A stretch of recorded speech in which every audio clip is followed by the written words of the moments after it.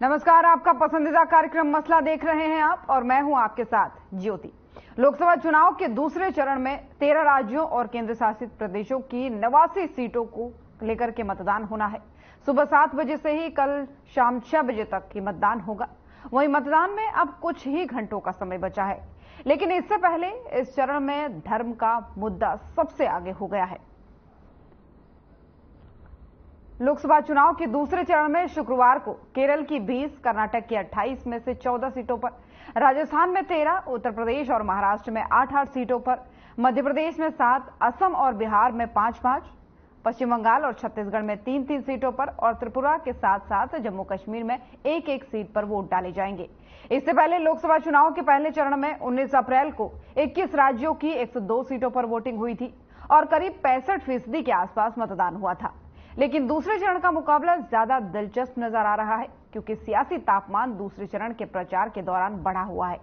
बाकी सब मुद्दों को पीछे छोड़ते हुए बीजेपी ने कांग्रेस पर हमला बोलते हुए उस पर तुष्टीकरण करने का आरोप लगा दिया है। 21 अप्रैल को राजस्थान के बांसवाड़ा में एक रैली को संबोधित करते हुए प्रधानमंत्री नरेंद्र मोदी ने कांग्रेस पर हमला बोलते हुए कहा था कि कांग्रेस की सरकार आई तो वो लोगों की संपत्तियां लेकर ज्यादा बच्चे पैदा करने वालों और घुसपैठियों को बांट देगी। साथ ही पीएम मोदी ने यह भी कहा था कि पहले जब कांग्रेस की सरकार थी तब उन्होंने कहा था कि देश की संपत्ति पर जो पहला हक है वो मुसलमानों का है, लेकिन अब मंगलसूत्र वाले बयान पर राजनीति ज्यादा बढ़ती नजर आ रही है। बीजेपी कांग्रेस के मैनिफेस्टो पर लगातार सवाल उठा रही है, तो वहीं दूसरी ओर कांग्रेस बीजेपी पर झूठ फैलाने का आरोप लगा रही है। और इन लोकसभा चुनावों पर जहां सत्ता और विपक्ष एक दूसरे के आमने सामने है, तो वहीं मुकाबला भी काफी दिलचस्प होता नजर आ रहा है। और कांग्रेस ने भी अपने साथी दलों के साथ 400 पार के नारे को बीजेपी के झूठ ठहराने के लिए कमर कस ली है, जो बीजेपी के 400 पार के नारे को हवाबाजी साबित करने के लिए पूरी कोशिश कर रहे हैं। इस बीच हरियाणा के सीएम नायब सिंह सैनी का बयान भी सामने आया है। उन्होंने हरियाणा में कांग्रेस की लिस्ट जारी न होने पर निशाना साधते हुए कहा कि हार के डर से कांग्रेस नेता चुनाव मैदान में उतरना ही नहीं चाहते। लेकिन इन सबके बीच सबसे बड़ा सवाल ये बनता है कि दूसरे चरण के मतदान के लिए पार्टियां आखिर तैयार कितनी हैं।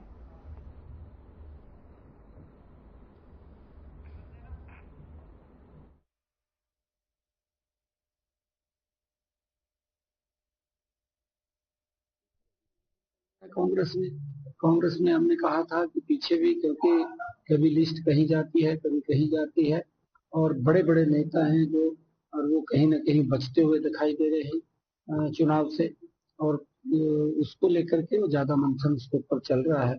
हम तो चाहते हैं कि जल्दी लिस्ट उनकी आए, क्योंकि एक तरफा अभी सारा माहौल है और जो ही जब मैदान में प्रत्याशी आएंगे तो अच्छा लगेगा।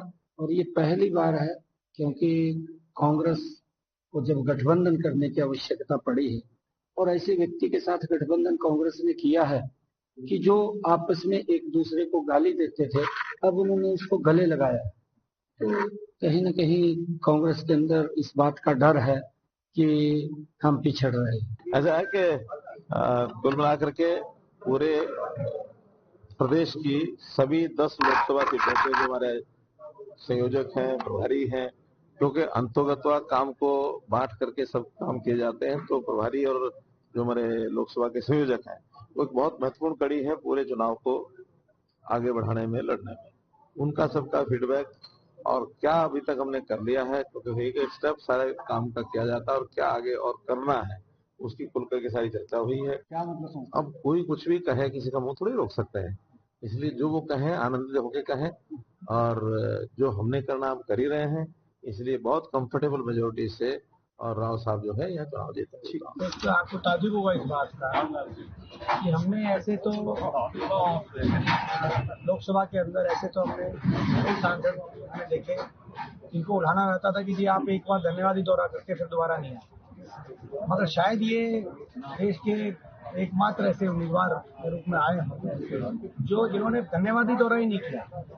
पिछली बार भी वोट मांगने आए थे, उसके बाद 5 साल के बाद वोट ही मांगने आए। ज्यादातर क्षेत्र के अंदर इन्होंने धन्यवादी दौरा नहीं किया। क्यों नहीं किया तो ये बता सकते हैं, लेकिन ये कोई अच्छी परंपरा नहीं है कि 5 साल में आप धन्यवादी दौरा भी ना करें।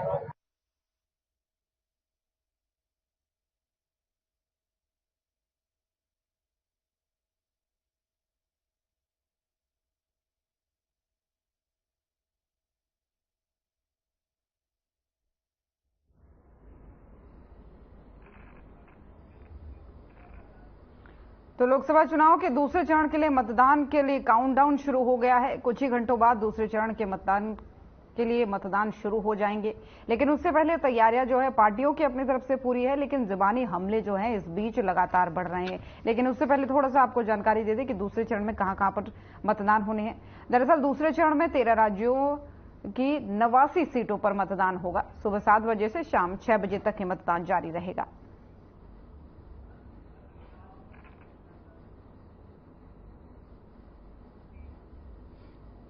और आज इन्हीं सब तैयारियों को लेकर के होगी चर्चा। तमाम मुद्दों पर चर्चा करेंगे। मेहमानों का पैनल भी हमारे साथ जुड़ चुका है। सबसे पहले परिचय उनका आपसे करवा दूं। राकेश शर्मा जी प्रवक्ता बीजेपी हमारे साथ जुड़ चुके हैं। रिंपल सोही जी प्रवक्ता जेजेपी हमारे साथ जुड़ चुकी हैं। नीरज गुप्ता जी प्रवक्ता कांग्रेस हमारे साथ जुड़ चुके हैं। साथ ही अनुसूरा जी प्रवक्ता इनेलो हमारे साथ जुड़ चुके हैं। आप सभी मेहमानों का बहुत बहुत स्वागत है।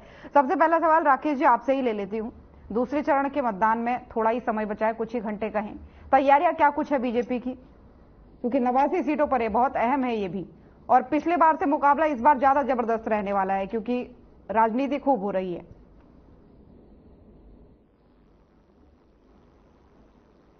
आपकी आवाज मुझ तक नहीं पहुंच पा रही राकेश जी।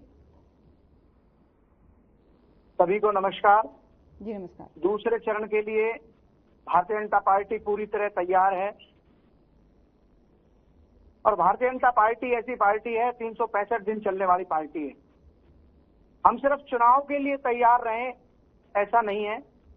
भाजपा का कार्यकर्ता 365 दिन पार्टी के लिए कार्य करता है। भाजपा की पार्टी का कार्यालय है, कार्यक्रम है, नीति है और हम हर वक्त तैयार रहते हैं। पार्टी की पूरी तैयारी है दूसरे चरण के लिए भी, तीसरे चरण के लिए भी। और ये जो लोकतंत्र का महापर्व है इसके लिए पार्टी पूरी तरह से तैयार है, सजग है। हर बूथ पर हमारा कार्यकर्ता है, हर पन्ने पर हमारा पन्ने का प्रमुख है। पूरी की पूरी टीम घर घर के जाकर के लाभार्थियों से मिल रही है, कार्यकर्ताओं से मिल रही है और अपना संदेश जो मोदी जी का संदेश है वो देने का हम काम कर रहे हैं। पार्टी पूरी तरह से तैयार है। लेकिन 400 पार का जो हमारा राकेश जी, कांग्रेस वाले कह रहे हैं कि झूठ फैलाने का काम कर रही है बीजेपी, और अभी तो दीपेंद्र हुड्डा साहब कह रहे थे कि जिन सीटों पर 10 सीटों पर बीजेपी अभी यहां पर काबिज है, कई सीटें ऐसी हैं जहां पर वो सीधे 5 साल बाद आप वोट ही मांगने जा रहे हैं। पिछली बार जीते, अब सीधे वोट ही मांगने जा रहे हैं। विकास नाम की कोई चीज ही नहीं है वहां पर। देखिए, कांग्रेस नैरेटिव सेट करने में माहिर है, ये सब लोग जानते हैं। और विकास नाम की चीज नहीं, विकास इनको दिखेगा नहीं। कांग्रेस को अगर सिर्फ दिखता है तो सिर्फ और सिर्फ गांधी परिवार, उससे बाहर कांग्रेस निकलती नहीं। और इसी कारण से जो कांग्रेस भारत की सबसे पुरानी पार्टी है, राजनीतिक पार्टी है, आज उसकी दुर्दशा का मूल कारण भी यही है कि इन लोगों ने नेहरू गांधी परिवार से कभी बाहर ही नहीं निकले। उस सोच से ये लोग बाहर ही नहीं निकलते। इनको विकास दिखता ही नहीं है। ना इनको विकास दिखेगा, ना इनको कोई और चीज दिखेगी।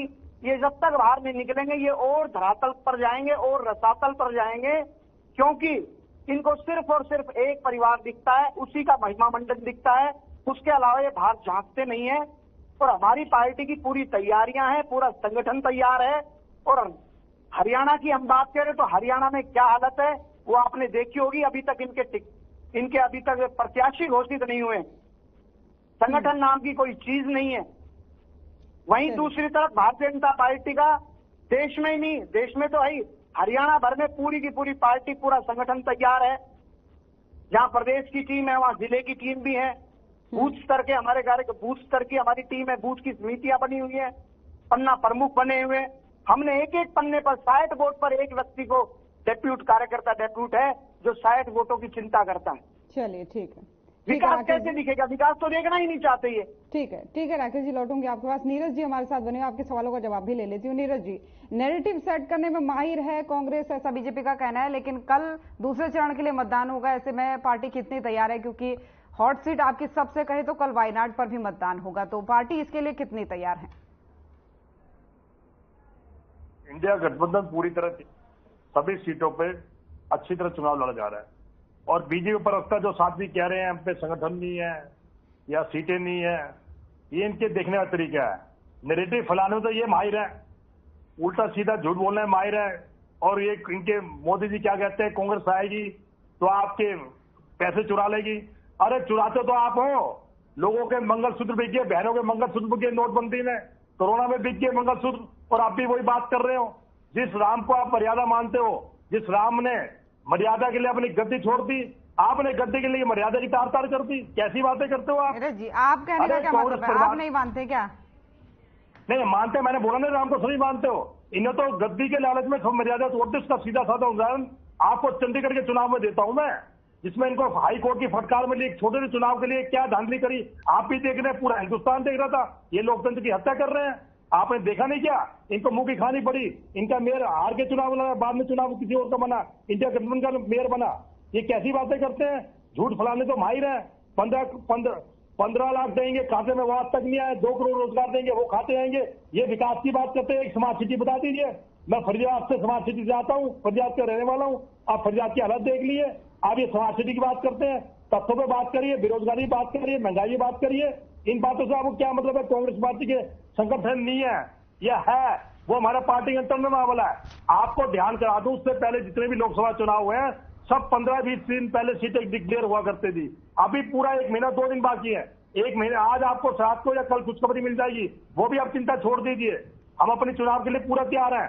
हमारे उदयभान जी अध्यक्ष और हुड्डा साहब पहले ही कांग्रेस का प्लेटफॉर्म तैयार कर रखे हैं। जन को रैली के माध्यम से बात तो सच ही है, क्योंकि हरियाणा के लिए कांग्रेस कुछ तैयार नहीं दिख रही है। आजकल पिछले 2 हफ्तों से चल रहा है।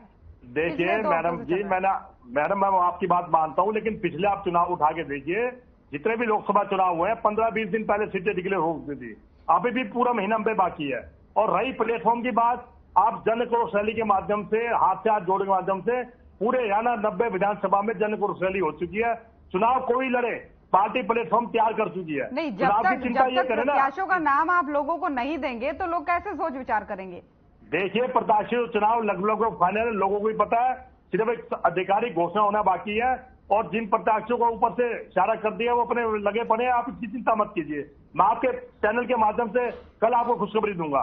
ये बीजेपी वाले अपनी चिंता करें, जो बीजेपी वाले इल्जाम लगाते हैं कि राहुल गांधी या गांधी परिवार दिखता है। अरे तुमको राहुल गांधी जी दिखते हैं? पूरे दिन में अगर राहुल गांधी जी एक ट्वीट करते हैं, पूरी बीजेपी की सोशल मीडिया टीम एक्टिवेट हो जाती है। आपको एक गांधी परिवार दिखता है? सारा दिन गांधी परिवार, नेहरू जी को कोसते हो। अरे भाई नेहरू जी को कोसते हो, नेहरू जी ने क्या किया? ऊपर जाके उनसे जवाब लो ना। जो आदमी चला गया उसकी बुराई क्यों करते हो? ये तो हमारे हिंदू धर्म की पालसा है। जो आदमी चला गया, अच्छाई बुराई साथ चले गई। आपके बतेरे नेता भी बाहर चले गए। एम्स किसने खोला? नेहरू जी की देन थी। एम्स से आपके नेता इलाज कराते थे, मत इलाज कराते। आज जिस मोबाइल की देन है, जिसमें आप सोशल मीडिया कर रहे हो, ये किसकी देन है? कांग्रेस की देन है। जिस संविधान ने व्यवस्था करी, आपके चाय वाला प्राइम मिनिस्टर बन गया, वो संविधान किसकी देन है? कांग्रेस की देन है। आज उसी संविधान को आप कुचलना चाहते हो? क्या बात करते हो? आज के किसी भी अधिकारी की, किसी भी सरकारी आदमी की, किसी भी नेता की सम्पत्ति पता कर रखते हो, वो किसकी देन है? उस आरटीओ को आपने कमजोर कर दिया। इन बातों में चुनाव लड़िए, बेरोजगारी भी लड़िए, मुद्दों पर लड़िए, भ्रष्टाचार बढ़िए। हरियाणा में भ्रष्टाचार क्या हाल है? नगर निगम घोटाला, हिंदुस्तान का पहला ऐसा घोटाला जिसमें पेमेंट हुई नहीं और 200 करोड़ की पेमेंट हुई। आज तक क्या किया आपने? कोयला घोटाला, सहकारिता घोटाला, बताइए क्या दिया? संदीप सिंह ने बेटी बचाओ बेटी बयान क्यों धज्जियां उड़ा दी? आपके मुख्यमंत्री कहते हैं हम इसका इस्तीफा नहीं लेंगे। क्या किया आपने? सिर्फ बातें फैलाते हैं, झूठ फैलाते हैं। भारतीय बड़ी झूठ बांटती है, इसके अलावा कुछ नहीं है। चलिए ठीक है।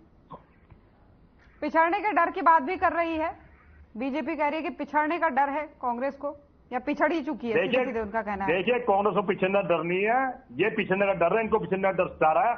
अगर ये कह रहे हैं हम पे कैंडिडेट नहीं और हम पे संगठन नहीं, हम पे चुनाव नहीं लड़ेंगे, फिर तो ये जीत गए। आप लड्डू बांट दीजिए, अभी ये बोल दीजिए हम 10 की 10 सीटें जीत गए। लड्डू क्यों नहीं बांटते आप? इसी चैनल के माध्यम से मीठा मुकरा दीजिए कि हम जीत गए, आपको चिंता की क्या जरूरत है? मैं आपको अभी से बताई आप जीत गए। आप वेट कीजिए, अब कल परसों की वेट कीजिए, इनके सारे सपने धरे रह जाएंगे। कितनी सीट जीतेंगे मैं ये बोल नहीं सकता, जनता तय करेगी। जनता काम के आधार पर सीटें देगी। मैं ये कहता हूं कि 10 की 10 सीटें नहीं आएंगी। मैं ये नहीं कहता अपनी 10 आएंगी, लेकिन 10 की 10 सीटें इनकी नहीं आएंगी। चलिए ठीक है, इतना आत्मविश्वास अच्छी बात है। बाकी ये तो देखने वाले समय की बात है क्या होना है, किसके सपने धरे रहेंगे, किसके सपने साकार होंगे। लेकिन हमारे साथ और भी मेहमान बने हुए, रिम्पल सोही जी बनी हुई, प्रवक्ता जेजेपी। रिम्पल जी, सवाल आपसे वही कि तैयारियां जेजेपी की क्या चल रही हैं? आधे उम्मीदवार आपके उतर चुके हैं, आधे अभी बाकी हैं। कितना मंथन चल रहा है?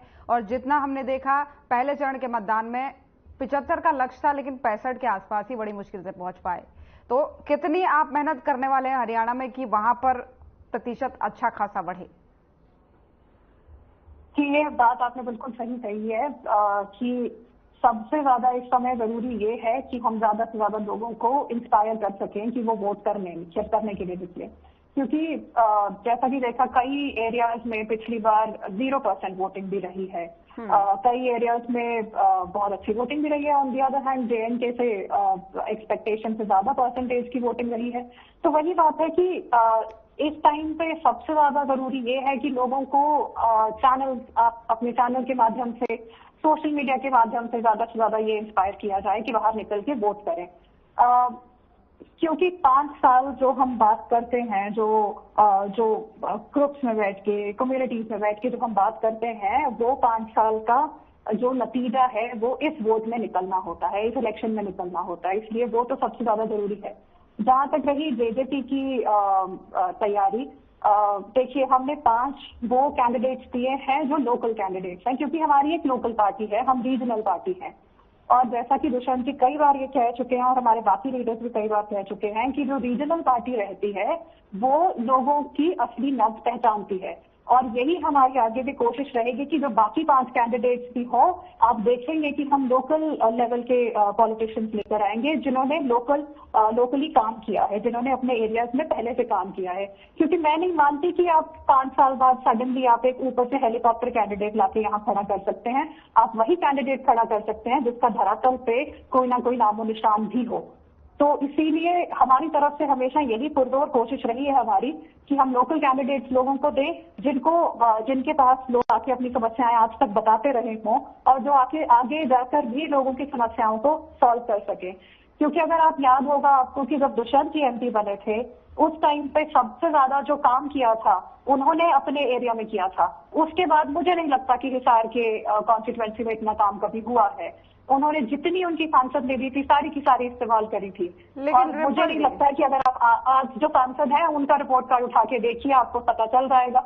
ये मैं भी क्यों बोलूं, ये आप BJP से ही पूछ सकती हैं। लेकिन रिम्पल जी, एक बड़ा सवाल ये भी आता है कि जिस तरीके से बार बार BJP दावा करती है कि 10 सीट तो हम फिर से लेने ही लेने वाले हैं, तो ऐसे में कंपटीशन आपको कितना टफ लगता है? देखिए ये कह देना कि 10 की 10 सीटें हम जीत रहे हैं, ये हम पहले भी देख चुके हैं। जो विधानसभा में भी 70 बार का नारा दिया गया था, उसमें आप देख लीजिए 70 की बजाय कितनी सीटें आई। ये वही तरीका है कि आप ज्यादा से ज्यादा लोगों में एक नैरेटिव सेट करें कि ये हमारी ज्यादा से ज्यादा सीटें आ रही हैं। तो आपको पता है कि आम जनता के कई बार दिमाग में ये भी रहता है जी, वो अपने लक्ष्य को छू सके, आपने सहयोग तभी दिया जी। वो मैं वही आपको बता रही हूँ कि अगर आप BJP की अपनी परफॉर्मेंस देखें तो 70 पार का नारा देने के बाद 40 सीटें आई थी। तो आज आप देख लीजिए जो ये 400 पार का नारा है उसके बाद कितनी सीटें आएंगी। ये तो नारा देने में क्या है, तो हम भी कह देते हैं भाई आप जिन सीटों पे आपको खुद को पता है कि आप हेलीकॉप्टर कैंडिडेट उतार के ला रहे हैं जिसका लोगों के साथ कोई कनेक्शन ही नहीं है, जो वहां की जनता के साथ जिसका कोई कनेक्शन नहीं है, वो कैसे जीत के आएंगे? आप वैसे कैंडिडेट ला रहे हैं जिन्होंने आज तक धरातल पे कोई काम ही नहीं किया। आपकी पुरानी जो रिपोर्ट कार्ड उठा के देखिए, इस बार के सांसदों का रिपोर्ट कार्ड उठा के देखिए, आपको पता चल जाएगा कि क्या काम किया है लोगों के लिए। तो जनता, देखिए हरियाणा की जनता मैं मानती हूँ इस देश में कम से कम सबसे ज्यादा जागरूक है अपने पॉलिटिकल राइट्स को लेके। आप हरियाणा के गांव में जाके किसी चौपाल में बैठ के किसी से सवाल पूछ लीजिए। मैं औरतों के बीच में रहती हूँ और मैंने देखा है कि औरतों से भी आप किसी भी तरीके का सवाल पूछिए, सबको पता है अपने राइट्स। तो हरियाणा की जनता को पागल नहीं बनाया जा सकता, ये बात की मैं आपको गारंटी देती हूँ। और जिस तरह से औरतें इस टाइम पे, जैसा कि मैंने हिसार में भी देखा है, नैना जी के साथ जिस तरह से औरतें इकट्ठी होके आई हैं, मुझे पूरी उम्मीद है कि 10 में से 10 सीटें तो BJP किसी हाल में नहीं लेके जा सकती। लेकिन नैना जी के सामने, नैना जी के नहीं देखती हूँ मैं। सुनिए, तो नैना जी के सामने सुनैना जी भी है, नैना जी के सामने रणजीत चौटाला जी भी हैं, उनका भी थोड़ा सा जिक्र कीजिए। वो भी तो कड़ी टक्कर देने वाले हैं उनको।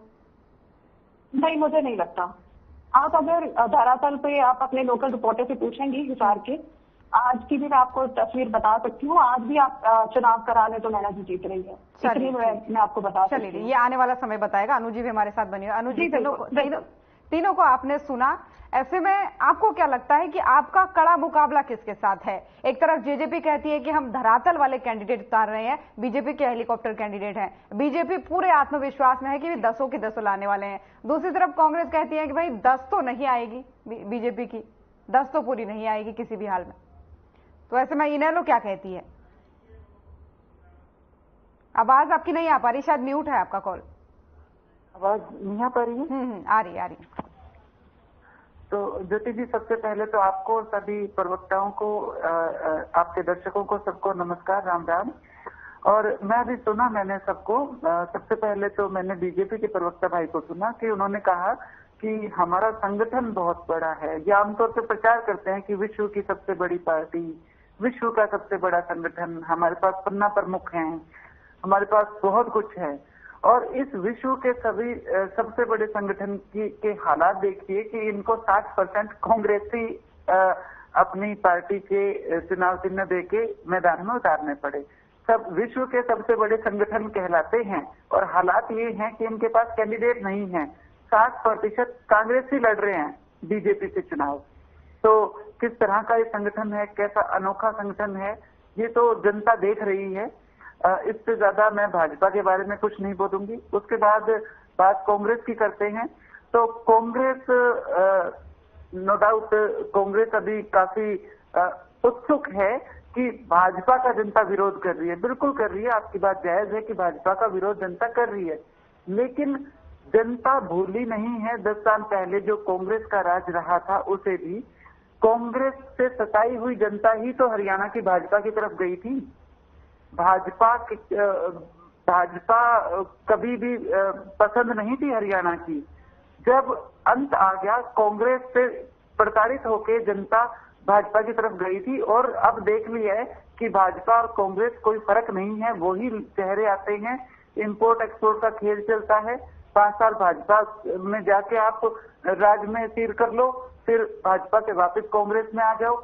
ये जो खेल हो रहा है वो जनता देख रही है और कांग्रेस तो असमंजस में है। उसे समझ में ही नहीं आ रहा कि हम करें तो करें क्या। इतनी गुटबाजी है, जिस तरह का माहौल है, लगातार हम मीडिया में देखते हैं कि उस गुट को खुश करना है, फलाने गुट को खुश करना है, आज दिल्ली वो मिलने गया, आज दिल्ली वो मिलने गया। तो कांग्रेस को तो कांग्रेस ही मार देगी। उसके बाद मेरी बहन ने कहा कि जजपा की जो हमारी प्रवक्ता बहन है कि हमारे कैंडिडेट तो धरती से जुड़े हुए कैंडिडेट हैं। धरती से जुड़े हुए कैंडिडेटों को धरती में ही मिलाएगी जनता। जिस तरीके से इन्होंने जनता के साथ धोखा किया था, आज बैठ के आप चैनल पे भाजपा की बुराई कर रहे हैं। अरे कांग्रेस या इनेलो को तो हक है भाजपा पे आरोप लगाने का, भाजपा पे दोष लगाने का। आप किस हैसियत से आप 4.5 साल भाजपा की गोद में खेल के आए हैं। 4.5 साल भाजपा की गोद में खेलने के बाद, एक दूसरे के साथ गलबैयां करने के बाद, जहां मोदी जी कहते थे सबसे ऊंचा नेता, दुष्यंत कहता था कि खट्टर साहब बहुत बढ़िया, क्या हमारा एक ये मतलब एक नेचुरल अलायंस है। अरे आप किस मुंह से भाजपा की बुराई कर रहे हैं? आपके जो धरातल के कैंडिडेट है ना, उसको धरातल में मिट्टी में ही मिलाएगी जनता। नैना जी, जो आपने कहा कि नैना जी औरतों के बीच में काम कर रही हैं, माफी मांग रही हैं, घुसने नहीं दिया जा रहा है गाँव में, चाहे वो भाजपा के प्रत्याशी हो चाहे जजपा के। लोगों ने गाँव के बाहर बोर्ड लगा दिए हैं कि जजपा और भाजपा के प्रत्याशियों का घुसना मना है। ये हालात आज धरातल पे है मैडम। आप एसी कमरे में बैठ के राजनीति करते हैं, वो काफी नहीं है। गांव में जाके देखिए, घुसने नहीं दिया जा रहा है। चलिए ठीक है अनु जी, लौटेंगे। यहाँ पर ब्रेक का वक्त हो चला है, तो यहाँ पर रुकेंगे एक छोटे से ब्रेक के लिए, जल्द हाजिर होंगे।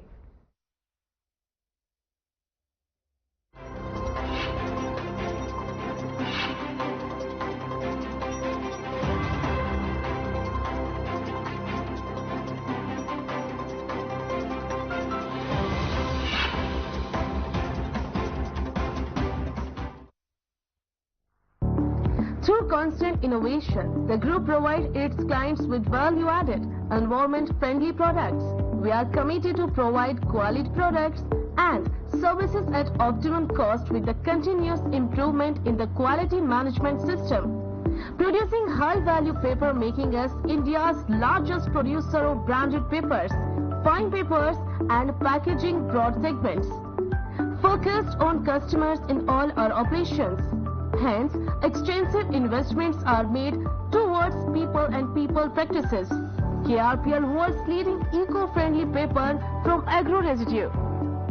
अधिकांश लोगों की धारणा है कि आयुर्वेदिक इलाज स्लो और लंबा होता है और गंभीर रोगों को हैंडल नहीं कर सकता, लेकिन जीवा आयुर्वेद ने लोगों की सोच को बदल कर रख दिया है। जीवा आयुर्वेद ने 20 लाख से अधिक पेशेंट्स की पर्सनलाइज्ड चिकित्सा की है और 400 से अधिक स्टाफ आपकी सेवा में अवेलेबल है। यदि आपको लगता है कि आपकी बीमारी ठीक नहीं हो रही है तो एक बार जीवा आयुर्वेद में जरूर कॉल करिए। तो आज ही 89 29 10 40 40 पर कॉल करें। नमस्कार दोस्तों, आज महंगे टमाटर ने भले ही शहरी लोगों की किचन का बजट बिगाड़ दिया हो, लेकिन टमाटर की इस लाली से सैकड़ों गरीब किसानों के चेहरों पर मुस्कुराहट आ गई है।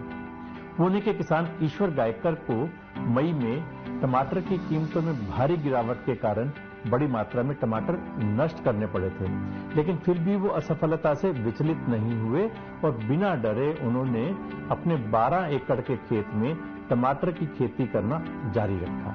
अब टमाटर की आसमान छूती कीमतों के बीच किसान गायकर की कड़ी मेहनत ने शानदार परिणाम दिया है। इससे वो करोड़पति बन गया। उन्होंने दावा किया है कि 11 जून से 18 जुलाई के बीच अपनी फसल बेचकर 3 करोड़ रुपए उसने कमाए हैं। इस साल भी 12 एकड़ लगाया और उससे वो 12 एकड़ में मेरा अभी तक 17,000 कैरेट गए है और उसको वो कैरेट को 770 से लेके 2311 तक भाव मिला है। अभी तक भगवान के दरबार में देर है लेकिन अंधेर नहीं।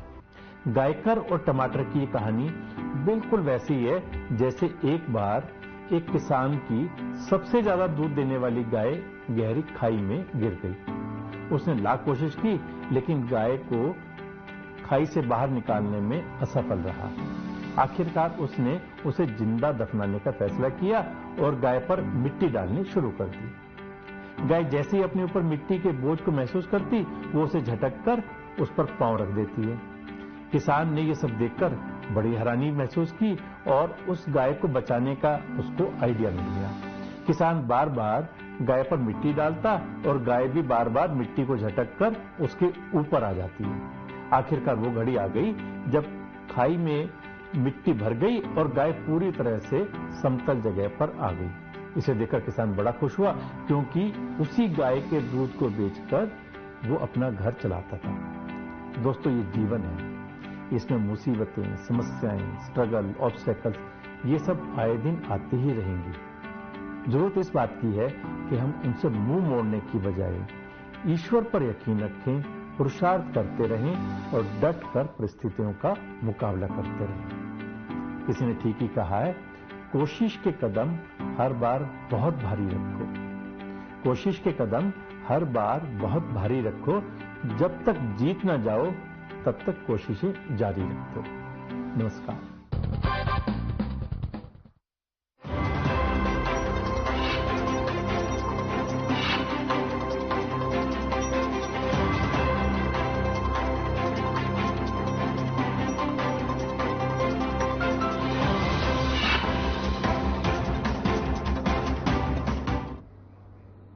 ब्रेक के बाद एक बार फिर से स्वागत है आप सभी का। चर्चा भी जारी है, मेहमान भी हमारे साथ बने हुए। राकेश जी, आपके पास आते हुए एक आरोप जो बार बार लगता है बीजेपी पर कि आपने हेलीकॉप्टर कैंडिडेट उतार दिए, आपके पास अपना उम्मीदवार नहीं है, आप किसी को शामिल करते हैं तुरंत भर में पार्टी में उसको टिकट दे देते हैं। तो इन सवालों के जवाब कैसे देना चाहेंगे? पहले कांग्रेस के हमारे साथी प्रवक्ता ने एक बात कही थी अभी कि 10 तो नहीं आएंगी। मतलब अब जो विपक्ष है वो इसलिए लगा हुआ है, सिर्फ चुनाव सिर्फ इसलिए लड़ रहा है कि 499 देंगे, 399 आ जाए, किसी भी तरह 399 पे रोकना है। बीजेपी को 369 पर रोकना है, 370 नहीं आने देनी। इनको भी पता है ये इनकी लड़ाई ये रह गई, सिर्फ 10 तो नहीं आएंगी जी, 10 नहीं आने देंगे। भारतीय जनता पार्टी हरियाणा में 10 की 10 सीटें जीतेगी और 11वीं सीट चंडीगढ़ की जीतेगी और 12वीं सीट करनाल विधानसभा की जीतेगी। और ये बात मैं कोई अतिशयोक्ति में नहीं कह रहा हूं, इस बात का आधार है जो भारतीय जनता पार्टी की सरकार है 9.5 वर्ष जो हरियाणा के अंदर सरकार थी, जिसने बिना पर्ची के, बिना खर्ची के, बिना क्षेत्रवाद के जो विकास का काम किया था। नहीं तो हरियाणा की छवि क्या बन गई थी कि लूट का हरियाणा है, नौकरी बेचते हैं। परंतु जब मनोहर लाल जी ने 2014 में सत्ता संभाली, उसके बाद बिना पर्ची के, बिना खर्ची के नौकरियां मिली, पूरे हरियाणा में समान विकास हुआ। वरना रोहतक के सीएम है तो रोहतक का विकास, सरसा के सीएम है तो सरसा का विकास, भिवानी के सीएम है तो भिवानी का विकास। समान रूप से हरियाणा एक, हरियाणवी एक का नारा जो मनोहर लाल जी ने दिया, उस नारे को साबित भी किया, उसके लिए काम भी किया। और आप देखना कि आने वाली 25 मई को जब मतदान होगा, उसके बाद जब 3 जून को रिजल्ट आएंगे तो हरियाणा की 10 की 10 सीटें भारतीय जनता पार्टी जीतेगी। और हरियाणा की जनता ने कांग्रेस का राज भी देखा है 10 साल तक, हुड्डा का शासन देखा है, किस प्रकार से पूरी की पूरी सरकार प्रॉपर्टी डीलिंग में लगी रही। और उससे पहले चौटाला जी का भी शासन देखा है, किस प्रकार से इन्होंने नौकरियों को खाने का काम किया और उसके बाद जेल भी जाना पड़ा इनको। और जो 2014 में जो सरकार बनी थी, समान विकास हुआ, सबका समान विकास हुआ, बिना पर्ची और बिना खर्ची के नौकरियां लगी। चलिए ठीक, सब शासन देख लिया है। और कांग्रेस की स्थिति ये है, हेलीकॉप्टर कैंडिडेट पे ये तो आपस में लड़ रहे हैं। इनकी तो हालात ये है कि आपस में लड़ रहे हैं। वो कहता मैं टिकट नहीं लड़ूंगा, हुड्डा जी, किरण चौधरी जी कहते हैं अगर मुझे लड़ाओगे तो हुड्डा जी को लड़ाओ, हुड्डा जी कहते हैं मैं नहीं लड़ूंगा, मेरी बीबी को लड़ा दो, मेरे बेटे को लड़ा दो। वो कह रहे हैं खुशखबरी जल्दी मिलेगी, वो कह रहे हैं खुशखबरी जल्दी मिलेगी, जल्दी ऐलान होगा। आपने हेलीकॉप्टर कैंडिडेट पर टिप्पणी नहीं की। आप एक बताइए, जब भी घर में कोई उत्सव का माहौल होता है, पूरा परिवार चहकता है, महकता है, उत्सव मनाता है, परंतु कांग्रेस तो उत्सव के रूप में ही नहीं है। ये तो थके हुए से लग रहे हैं और थक चुके हैं, ये इनके बस का ही नहीं है। क्योंकि इनको पता है जो आपका नेतृत्व है, नेतृत्व भी थका हुआ नेतृत्व है, उनके हाथ में कुछ नहीं है। अभी देखिए, जब मैं सीधी सा मैं तो एक बात कहता हूं कि जब ईवीएम पर ये सवाल उठाना शुरू कर दें, तब समझ लीजिए कि भारतीय जनता पार्टी इतिहास रचने जा रही है। इन्होंने ईवीएम का रोना शुरू कर दिया। अरे आप ईवीएम को क्यों कोसते हो? आप अपनी दशा और दिशा देखो ना। चलिए ठीक है, आपके काम देखिए। आप ईवीएम का रोना शुरू कर दे तो अभी तो शुरू कर दिया, क्योंकि कर्नाटक में जीतोगे तो ईवीएम ठीक है, हिमाचल में जीतोगे तो ईवीएम ठीक है, राजस्थान में जीतोगे तो ईवीएम ठीक है। परंतु जो आप कहते हो, जो आप करते हो, जो आज राहुल गांधी ने सैम पित्रोदा ने स्टेटमेंट जो दी है, क्या कहा उन्होंने कि हम तुम्हारी पुश्तैनी संपत्ति पर भी कर लगा देंगे, वो भी हम उन लोगों को बांट देंगे जिनका कोई आधार कार्ड नहीं है, जिनको पता नहीं है, जो लोग कहते हैं हमारे पास तो हमारी आईडी नहीं है। चलिए इस बैठियों को संपत्ति दे देंगे। इस आप राम इस बयान का थोड़ा सा स्पष्टीकरण मैं देना चाहूंगा। जब मर्यादा पुरुषोत्तम रामचंद्र जी की अयोध्या में हुई प्राण प्रतिष्ठा का बहिष्कार करते हैं, जब आप धारा 370 के लिए आप ये कहते हैं कि धारा 370 हम दोबारा लाएंगे, जब आप गरीब का गला घोटने का काम करते हैं, ठीक है राकेश जी, आपके तमाम सारे आरोप है, तमाम सारे सवाल हैं, इसी बयान पर मैं आना चाह रही थी। नीरज जी इसका जवाब देंगे, उसके बाद अनु जी आपके पास आऊंगी। पहले ये बयान का जवाब दीजिए जो उन्होंने कहा कि राहुल गांधी जी ने कहा आपकी संपत्ति का बंटवारा कर देंगे। आपकी आवाज नहीं आ रही राकेश जी, माफ कीजिएगा नीरज जी, आपकी आवाज नहीं आ रही है। नीरज जी आपकी आवाज नहीं पहुंच पा रही है। आपने म्यूट तो नहीं किया अपना कॉल? चलिए ठीक है, लौटूंगी आपके पास। तब तक अनु जी आप अपना रिएक्शन दीजिए, उसके बाद से नीरज जी आपके पास आऊंगी। आपकी आवाज सही करवा रहे हैं जी। मेरी आवाज आप सुन पा रहे हैं? जी। मेरे बीजेपी के भाई ने कहा कि ये हर डिबेट में इनका एक ही पैटर्न रहता है।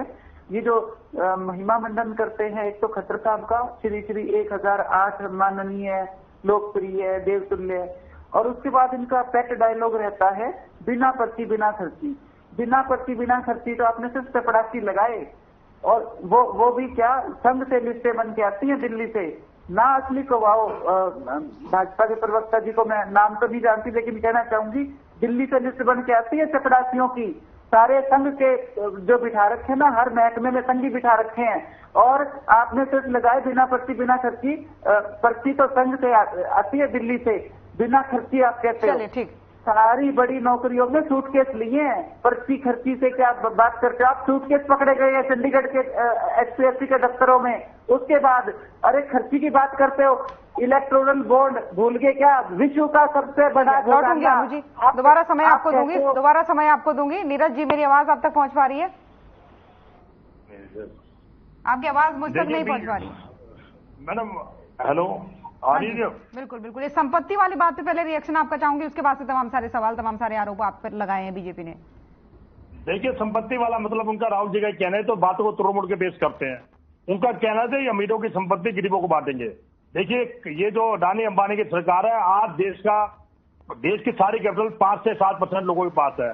अमीर अमीर होता जा रहा है, गरीब गरीब होता जा रहा है। इन पे कोई बात तो है नहीं, ये तो बातों को बरगलाते हैं। मैं पर्ची खर्ची का जवाब देता हूं। हमारे हुड्डा साहब ने बोला था विधानसभा में, अरे पर्ची खर्ची है तो हम अंदर करो ना। आपकी 10 साल सरकार है, हमारे खिलाफ मुकदमे क्यों नहीं करते? सिर्फ कहने से कुछ होता है? आपने देखो, सूट कर, मेरी बहन ने बोला सूट के भर के आते हैं, उन पर कोई कार्रवाई नहीं करते। आपके बीजेपी के कार्यालय देखिए, 5 स्टार कार्यालय खोल रखे हैं। आप बीजेपी के नाम पे सरकारी जमीन हड़प के, मैं फिर तक किस्सा सुनाता हूँ यहाँ। आप देखिए, बीजेपी का 5 स्टार की तरह कार्यालय बना रखे हैं। हम पे तो कार्यालय भी अपना नहीं है। कहां से पैसा आता है? कहां पर भ्रष्टाचारी है? कोई बीजेपी ऊपर से धल्ला है क्या, जो हर शहर में पैसे खोल दिया अपनी 10 साल की पार्टी ने? हमारे 130 साल में कार्यालय देखिए अपना, और भ्रष्टाचार का इल्जाम लगाते हैं। और भ्रष्टाचारियों को अपनी कांग्रेस पार्टी में लेते हैं। नहीं, भ्रष्टाचारियों को अपनी पार्टी में शामिल करते हैं। कभी न भ्रष्टाचार नहीं दिखता, वो सारे साफ हो जाते हैं वॉशिंग मशीन में। ये भ्रष्टाचार की बात करेंगे? कोयला घोटाला रहा, दुनिया भर के घोटाले रहे, क्या कार्रवाई करी आज तक? अब मैं कह रहा हूं, बीजेपी इनकी नजर में सारे भ्रष्टाचारी हैं, सारे परिवारवादी हैं। मोदी जी का कहना ही है, तो उनको अपनी पार्टी में लेते क्यों भाई? क्यों लेते पार्टी? अगर आप इतने आदर्शवादी हैं तो अपनी पार्टी में रेजोल्यूशन पास करिए। हम किसी भी पार्टी के नेता भ्रष्ट को नहीं लेंगे। आप पे अपना सामान कुछ है ही नहीं दुकान पे, हमारे सामान को तोड़ के लेंगे। कांग्रेस में उत्साह ही नहीं, लोकतंत्र। देखिए, कांग्रेस जब आप जिक्र करते हैं उसी बार हम इतिहास रचते हैं। देखिए, कांग्रेस बहुत उत्साहित है, ये हतोत्साह है। आप हरियाणा में इनका हाल देखिए। मेरी बहन ने बोला इनके कैंडिडेट को गांव में घुसने नहीं दिया जा रहा, और वो सच बात है। इनके गांव में बोर्ड लगे हुए हैं कि बीजेपी के नेता आ ही नहीं सकते। ये बात करते हैं, मुद्दों में बात नहीं करता। जब 2014 में कांग्रेस सरकार गई थी तो कितना कर्जा था? 60,000 करोड़ का कर्जा था। आज पूरे हरियाणा में 4.5 लाख करोड़ कर्जा है, और प्रत्येक हरियाणावासी पे 1,23,629 रुपए कर्जा है। इसे बीजेपी प्रवक्ता साथी बैठे, इन पे भी कर्जा है, मुझ पे भी कर्जा है, इन दोनों बहनों में भी कर्जा है, और आप पे भी कर्जा है। इन बातों में कोई जवाब नहीं देंगे। महंगाई भी नहीं बोलेंगे, बेरोजगारी भी नहीं बोलेंगे, भ्रष्टाचार भी नहीं बोलेंगे। हरियाणा में हर वर्ग को पीटा, आंगनबाड़ी हो, चाहे कर्मचारी हो, डॉक्टर हो, कौन सा वर्ग हड़ताल पे नहीं गया? अगर इतना अच्छा शासन चला। लेकिन एक सवाल तो और है ना यहाँ पर, लेकिन नीरज जी एक सवाल और है। इनेलो ने कहा था कि हरियाणा की जनता के पास चॉइस नहीं है, वो कांग्रेस से परेशान हो चुकी थी, तब उसने बीजेपी को चुना। लेकिन कांग्रेस का दोबारा आने का तो कोई मतलब ही नहीं है। मैं इनेलो की प्रवक्ता को, ये बहन को ये जवाब देना चाहता हूं। उससे पहले आपकी सरकार थी, आपसे लोग परेशान थे, तब लोगों ने कांग्रेस को चुना। ये तो चलेगा चेंज, तो कांग्रेस को चुना, उसने बीजेपी को चुना। आप अपनी दशा क्यों बोल रहे हैं? उससे पहले 2004 से कितनी पहले सरकार थी? आपकी सरकार थी ना, तो उससे परेशान हो गए, लोगों ने हमें चुना। ये तो सर्कल चलता रहेगा। जनता चॉइस देखती है, जनता काम के आधार पर वोट देती है। कभी इनेलो होगी, कभी बीजेपी आएगी। ये तो 3 बड़ी पार्टियां, आता रहेगा। जिन पर जनता का विश्वास नहीं, वो पार्टी बनेगी। इसमें बीजेपी बड़ी पार्टी नहीं है क्या? देखिए, जीजेपी तो इनेलो की पार्टी है, इनेलो से निकली है। जीजेपी छोटी पार्टी है, इनेलो कौन बाजार है बड़ा? ये तो अपने परिवार को, जो जनता अपने परिवार को धोखा देके आ गई, तो जनता क्या सके होंगे? ये तो बीजेपी गोद में बैठ गए, और जिसको खिलाफ मैंडेट करा, जिसको गाली दी सांप लेवली की लड़ाई में, उससे जाके सरकार बना ली इन्होंने। ठीक है नीरज जी यहाँ पे रोकूंगे, अनुज आऊंगे आपके पास, लेकिन सिंपल जी रिएक्शन आपका चाहूंगी, अनुज जी की बातों का भी और इनका नीरज जी की बातों का भी। सबसे पहले अनु जी ने कहा कि जेजेपी को कोई हक नहीं बनता बीजेपी के खिलाफ बोलने का। मैं ये जानना चाहती हूँ कि लोगों की आवाज उठाने का हमें हक नहीं बनता है? हमें हक नहीं बनता है कि हम अगर इलेक्शन में खड़े हो तो हम बता सकें कि कहाँ पे त्रुटियां रही है? और जहां तक रही कांग्रेस और आईएनएलडी की बात, आप मुझे बताइए दोनों में से कौन सरकार बनाने के काबिल था? एक सीट के साथ आईएनएलडी सरकार बनाने वाली थी या कांग्रेस सरकार बनाने वाली थी? मुझे बताइए। आप ये चाहते हैं कि दोबारा से हरियाणा की जनता के ऊपर बोझ डाला जाता, दोबारा से पैसे का बोझ डाला जाता, एक्सचेकर के ऊपर एक्सपेंसेस डाले जाते इलेक्शन के, ये आप चाहती हैं? और आप बताइए कि इस टाइम पे कैसे आप एक बड़ी पार्टी हैं, किस हिसाब से अब मुझे तो ये नहीं समझ में आ रहा कांग्रेस किस हिसाब से कह रही कि हम INLD में से निकले हैं, हम INLD में से निकले और INLD 2% पे रह गई। अब ये कौन से जमाने की बातें हैं? ये 2019 से पहले की करने की बातें थी। अब हम 2024 में हैं, अपना आर्ग्यूमेंट चेंज कर लीजिए, अब चेंज कर लीजिए अपना नैरेटिव। ये कहना कि हम INLD में से निकले हैं बिल्कुल गलत है। हम INLD में से क्या सारी की सारी INLD लेकर निकल गए? हम ऐसा निकले कि INLD के पास कुछ बचा ही नहीं, आप ये कहना चाहते हैं? तो आप बताइए ना, INLD 2% पे रह गई, INLD की 1 सीट आती है और हमारी 10 सीटें आती हैं, तो वो किस हिसाब से आई है? ये INLD वालों को देखिए, INLD वालों की जो बाकी की बातें हैं ना, उन पे तो मैं जवाब ही नहीं देती हूँ, आज से नहीं, शुरू से नहीं देती हूँ, क्योंकि इस समय इनकी हालत ये हो चुकी है कि ये सिर्फ कॉन्स्पिरेसी थ्योरीज पे बात करते हैं। ये कुछ भी भड़क बातें जो है INLD के ग्रुप में चलनी शुरू हो जाती है, लेकिन कांग्रेस तो बड़ी पार्टी मान रही है, बातें की जाती है। कांग्रेस कह रही है बड़ी पार्टी मानने से कुछ नहीं होता। जी जी, बिल्कुल वैसे ही जैसे कांग्रेस अपने आप को देश की बड़ी पार्टी मानती है, उसी तरह से INLD बड़ी पार्टी है। ना कांग्रेस ये मानना चाहती है कि देश में उनका खात्मा हो चुका है, ना ही INLD मानना चाहती है कि प्रदेश में वो खत्म हो चुके हैं। मैं आपको गारंटी से बता रही हूँ, इस बार भी 2% से ऊपर आ जाए। चलिए ठीक है, ये तो देखने वाली बात है, उसके लिए थोड़ा 5-6 महीने बचे हैं अभी वही मैं बता रही हूँ ना, अभी विधानसभा चुनाव में 6 महीने है, दौड़ लगा लीजिए मैडम। और अगर आपको लगता है कि हमारे नेताओं को घुस नहीं दिया जा रहा, तो एक बार दोबारा फिर धरातल पे जाइए, एक बार फिर से नजर मार के आइए, जो आप नैना जी के बारे में कह रही हैं, आपकी सोच बदल जाएगी। चलिए ठीक है, लौटूंगी। राकेश जी का रिएक्शन छोटा सा ले लो, उसके बाद अनु जी आपके पास आऊंगी। राकेश जी, दोनों की बातों का रिएक्शन दीजिए, इनेलो का भी और कांग्रेस का भी।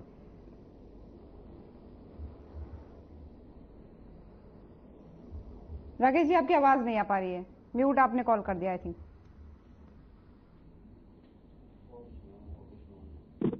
इनेलो और कांग्रेस की हरियाणा में किसी से छुपी नहीं है, और अभी बहन बड़ी बड़ी बातें कर रही थी। इनके माननीय मुख्यमंत्री 10 साल जेल में रहे भ्रष्टाचार के आरोप में। कांग्रेस आकंठ भ्रष्टाचार में डूबी हुई थी, जमीन से लेकर आसमान तक के घोटाले कर रखे थे, तब जनता ने उनको उखाड़ फेंकने का काम किया था। और जो रामद्रोह इन्होंने किया है, उसकी सजा जनता 2024 में फिर देगी इनको। ये वही कांग्रेस है ना जो 400 सीटें जीत कर आती थी। इनको चिंतन करना चाहिए, इनका घर खाली क्यों हो रहा है? इनका घर खाली इसलिए हो रहा है क्योंकि पूरी की पूरी कांग्रेस आकंठ भ्रष्टाचार में डूबी हुई है। इस कांग्रेस ने खाली हो रहा है कि पाकिस्तान बनाने का काम कांग्रेस ने किया। यही कांग्रेस है जिसने पूरे देश में आपातकाल लगाकर देश को जेल बनाने का काम किया। यही कांग्रेस है जिसने 356 लगाकर 90 बाद सरकारों को गिराने का काम किया। अकेली इंदिरा गांधी ने देश की 50 सरकारों को गिराने का काम किया था। जो पाप कांग्रेस ने किए हुए 70 सालों में, वो पाप सामने आ रहे हैं। तब आज कांग्रेस की हालत ये हो गई कि कांग्रेस 40, 55 और अब 55 से और नीचे जाएगी कांग्रेस। और हरियाणा में देखिए इनकी हालत क्या है। हरियाणा में आपस में लड़े हुए, ये तय नहीं कर पा रहे हैं, संगठन नहीं बनाया वो तो कोई बात नहीं। अरे कम से कम ये जो लोकतंत्र का उत्सव है, इस पर तो आपसी सहमति बनाकर टिकटों का बंटवारा तो कर लीजिए। वो कहता है मैं नहीं लड़ूंगा, वो कहता है मैं नहीं लड़ूंगा।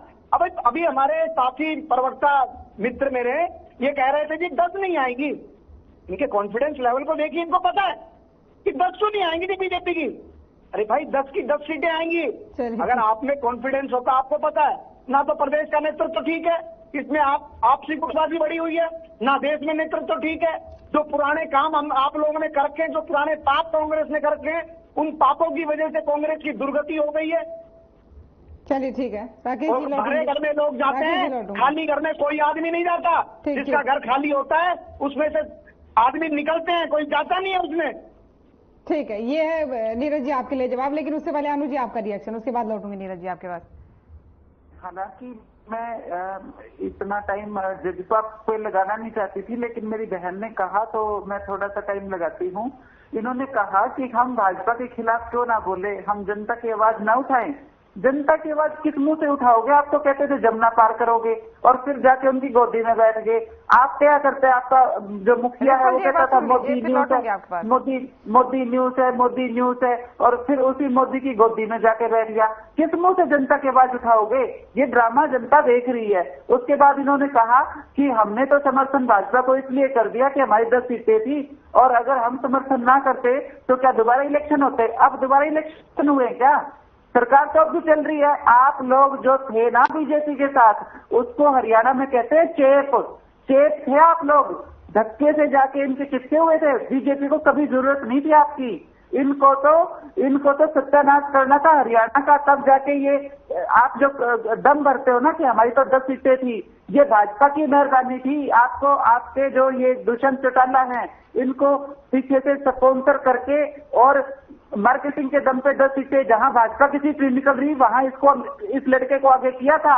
ना सारी पोल खुलवाओ, जो हल्के नहीं निकल रहे थे भाजपा से, इस बार भी 2% पे रह जाएगी, इन लोग कह रहे हैं ये। और ये जो तुम इधर उधर की पार्टियों के जो मैं कहती हूँ वेस्ट उठा के लाए थे ना और टिकटें दी थी, वो भाग गए। अब वो बीच में धार्मिक दुष्यंत चौटाला को छोड़ के भाग गए। उनसे पूछो हालात क्या है। उसके बाद मैं आना चाहूंगी भाजपा के प्रवक्ता पे।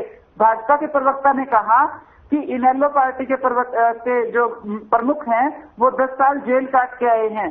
तो भाई साहब मैं आपको याद दिला दूं, जिस पार्टी के साथ आपका गठबंधन था ना, उसके जो सुप्रीमो हैं वो भी उसी आरोप में थे। उनके साथ क्यों किया गठबंधन? क्या मजबूरी थी? मजबूरी क्या थी अजय सिंह चौटाला के साथ गठबंधन करने की? अरे छाल तो बोले, छालनी भी क्या बोले। हमने कम से कम, कोर्ट ने ये कहा कि नौकरियों के पैसे नहीं लिए। वो तो जो नौकरियां लगाई थी उनकी प्रमोशन भी हुई। आप लोगों के सूटकेस जो चंडीगढ़ में पकड़े गए, उनका हिसाब कौन देगा? सरकार बदलने दो, उसके बाद सूटकेसों का भी हिसाब होगा। सूटकेस का हिसाब बाद में होगा। 6,500 करोड़ जो आपने व्यापारियों के गले पे अंगूठे रख के वसूले है ना, हफ्ता वसूली करिए, उसका भी हिसाब होगा। ठीक, छोटा सा रिएक्शन रिम्पल जी आपका लेना चाहूंगी, उसके बाद से नीरज जी आप पर। रिम्पल जी छोटा सा रिएक्शन। तो जी अनु जी, तो मैंने एक बात देखी है, सिर्फ अनु जी की नहीं, मैंने INLD के इन जनरल सब प्रवक्ताओं को देखा है कि जनाधार बच नहीं गया है, तो अब हम हवाई मनगढ़ंत बातें करते हैं। तो ये जिस तरह से सबका नाम ले लेके कुछ भी ऐसे स्टोरीज बना रही हैं, आपका इसके पीछे कोई आधार है अनु जी? मैं बस इतना पूछना चाहती हूँ, क्यों ये सवाल मैं हर INLD के प्रवक्ता से पूछती हूँ। आधार हो या ना हो, इनको हवाई मनगढ़ंत बातें अब यहाँ आके करनी है। आप मुझे ये बताइए कि आप इलेक्शन इसलिए लड़ते हैं ताकि आप सरकार से बाहर बैठ सके। इलेक्शन हर पार्टी, हर कैंडिडेट जो लड़ता है इलेक्शन, वो इसे लड़ता है ताकि अपने एरिया का जाके उसकी आवाज बन सके। अपनी कॉन्स्टिट्यूएंसी की आवाज बनने के लिए हर कोई इलेक्शन लड़ता है। इसलिए नहीं लड़ता है कि आप जब मन करे कि अब हम रिजाइन कर रहे हैं, अब चलो जी फिर 6 महीने बाद फिर से हमारी इलेक्शन करा लीजिए, अब हम फिर से लड़ लेंगे। ये इस तरह की जो ये पता नहीं किस तरह की राजनीति है जो INLD यहाँ पे करने की कोशिश कर रही है। दुख इस बात का है, मुझे लगता है कि ये सरकार का हिस्सा नहीं बन पाए, या तो इस बात का दुख है। तो क्या कर सकते हैं, जब 2% आपकी वोट परसेंटेज हो ना, तो सरकार का हिस्सा नहीं बना जाता मैडम। और लेकिन रिम्पल जी हमसे बात करिए, लेकिन रिम्पल जी आप एक तरफ तो कहते हैं कि विकास को लेकर के गठबंधन किया, विकास किया, अब आप उन्हीं पर उंगली उठा रहे हैं। क्या आप उनके बिना विकास कर पाते, या फिर गठबंधन भी इसीलिए किया जाता है कि जब मर्जी तोड़ दे, जब मर्जी सत्ता में आ जाए? बिल्कुल भी नहीं। अब आप आज भी अगर मंडियों में जाके किसानों से बात करेंगे, मुझे नहीं पता कि आपके चैनल पे ये दिखाई गई रिपोर्ट या नहीं, आपको जनरली आपको हर एक किसान ये कहता वो दिखाई दे जाएगा कि फर्क पड़ गया। क्योंकि उस समय हमारी तरफ से 1 महीने से की जा रही थी, जब तक हम 1 महीने से थे तब तक हमारी ये पूरी कोशिश थी कि किसानों की जो भुगतान है वो जल्दी से जल्द किया जाए। 1 महीने से मैं वही पूछ रही हूँ रिम्पल जी, 1 महीने से। जी बिल्कुल, आप इस समय जो किसान मंडी में खड़े हैं उनसे जाके सवाल करिए, आपको जवाब मिल जाएगा। और दूसरी बात, हमने अगर हम सरकार में थे तो हमारी ये पूरी कोशिश थी कि पूरा मुआवजा मिले सरकार में रहते हुए किसानों को हम पूरा मुआवजा दिलवा पाए। आप ये कांग्रेस वाले भी क्या बात करेंगे, उनका टैक्स देते रहे हैं। सॉरी, क्या बोल रही है? इसका जवाब अच्छे से राकेश जी दे पाएंगे। राकेश जी, इन्होंने पूरा प्रयास किया, लेकिन अब 1 महीने से किसान परेशान है, मंडियों में परेशान है, इन्हीं का कहना है। बड़ी हास्यास्पद स्टेटमेंट रिम्पल जी दे रही हैं। ये कह रही हैं कि हमारी सरकार। उस सरकार का मुखिया कौन था? माननीय मनोहर लाल जी। उस सरकार का कृषि मंत्री कौन था? माननीय JP दलाल जी। जो नीति बनाई, जो रीति बनाई और किसान का एक एक दाना खरीदा, 14 फसलों पर MSP दी और उनको पेमेंट दी, हर काम तो बनाई हुई सरकार, मनोहर लाल सरकार की नीतियों के कारण ये हुआ। और 2014 से अब तक हो रहा है। अब की उठान में थोड़ी सी कमी है, उसके लिए माननीय मंत्री जी ने कल ही बैठक के अधिकारियों के साथ उठान में तेजी के लिए 2 दिन में उठान और तेज हो जाएगा। और ये सारी सरकार बड़ी बात ये भी है, बड़ी बात मुझे बड़ा आश्चर्यपद लगता है कि जब मुखिया भारतीय जनता पार्टी के माननीय मुख्यमंत्री मनोहर लाल जी ने जो नीति बनाई थी, उसी नीति पर माननीय कृषि मंत्री जेपी दलाल जी ने मंडियों के अंदर जब कोविड काल था ना, तो कोविड काल में मंडियों के अंदर भारतीय जनता पार्टी का कार्यकर्ता किसानों के साथ खड़ा था, सैनिटाइजर और मास्क लेकर उनके भोजन की चिंता कर रहा था। और किसानों को सबसे ज्यादा अगर मुआवजा भारतीय जनता पार्टी की सरकार ने दिया है, किसान के साथ भारतीय जनता पार्टी की सरकार हमेशा खड़ी है। सबसे पहले किसान ही बता सकता है। 2.5 रुपए के चेक। खैर समय की थोड़ा सा कमी है, ठीक है राकेश जी, समय की थोड़ा सा कमी है। ठीक है। किसानों की बात करते हैं, किसानों के नाम पे राजनीति करते हैं, किसानों के नाम पर वोट मांगते हैं। किसानों के लिए क्या इन्होंने 1.5 रुपए के चेक हुड्डा की सरकार ने दिए। चलिए 2.5 रुपए के चेक समय की राकेश जी थोड़ा सा कमी है, माफी चाहूंगी यहाँ पर, समय की थोड़ा सा कमी है। नीरज जी आपका रिएक्शन लेना चाहूंगी। कह रहे हैं कांग्रेस को अपनी पाप की सजा मिलेगी। अरे पाप की सजा तो आपको मिलेगी, जो 750 किसान मर गए ना, उनकी हत्या का पाप आपको ले डूबेगा। उनकी आत्माएं आपको कचोड़ रही है। 750 किसान मार दिया आपने, शर्म करो। आप रही 404 का नारा, 400 पार का नारा दे रहे हो। 404 सीटें तो हमारी 84 में आ गई। और रही 55 साल की पार्टी, हमने 55 साल राज करा, उसके बाद हमारी 10 हुई। आपकी तो इन 10 साल बाद इतिहास बन जाओगी पार्टी, आपका इतिहास में नाम ही होगा। 2 सरकार बीजेपी अब इतिहास में किसका नाम होगा किसका नहीं, जनता के ऊपर पूरा डिपेंड करता है। फिलहाल बहुत बहुत धन्यवाद आप सभी मेहमानों का हमारे साथ जुड़ने के लिए चर्चा में। तो लोकसभा चुनाव के दूसरे चरण के लिए मतदान अब कुछ ही घंटों बाद होने शुरू हो जाएगा, लेकिन इससे पहले पार्टियों के जो जुबानी हमले हैं, जो आरोप प्रत्यारोप है, वो जारी हैं। फिलहाल आज के मसले में इतना ही। नमस्कार।